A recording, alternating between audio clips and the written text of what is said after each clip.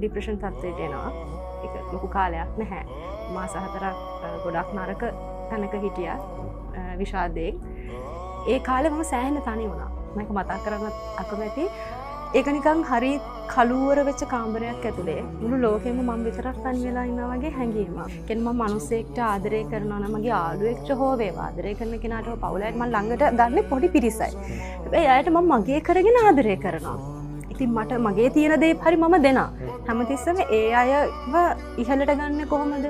එයාට සපෝට් කරන්න කොහොමද? ඕක තමයි මං හිතන්නේ. නමුත් ඒකෙන් අය මිනිස්සු ප්‍රයෝජන ගන්නවා කියන එක මම ජීවිතේ අත්දැක්කා. අපි හිත හොඳ වෙන තරමට ඒකෙන් මිනිස්සු කොහොමද ප්‍රයෝජන ගන්නේ අපිව ළඟම ඉඳලා. ඒ කියන්නේ මම විශ්වාස කරන්නේ දුර ඉන්න හතුරට වඩා ළඟම ඉන්න මිතුරාගෙන් තමයි පරිස්සම් වෙන්නේ. මට එහෙම අත්දැකීම් තියෙනවා මගේ ජීවිතේ.